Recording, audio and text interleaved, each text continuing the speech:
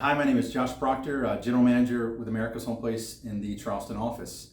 Today I'd like to talk about the start meeting. We have an initial site meeting with the customer on the property, but many times that site meeting, the time between a site meeting and a start meeting, can be a month or two. And so a lot of things have changed, time has transpired, and at that meeting when we're finally ready to start the project, that's a chance for us to reorient.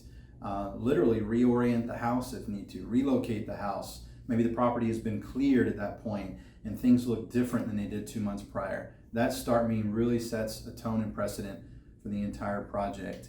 And finally, I'd like to discuss how our projects finish. At America's Home Place, we have what we call a customer orientation walk. And that orientation walkthrough it's at the very end of the project.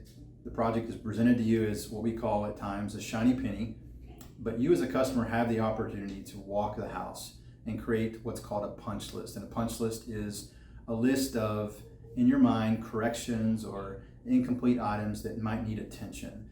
And even though we presented the house to you as a completed home, we want you to make that judgment. This is your home, not ours. And so that customer orientation walkthrough is the opportunity for you as a customer to make a list if needed of corrections that might need to be done.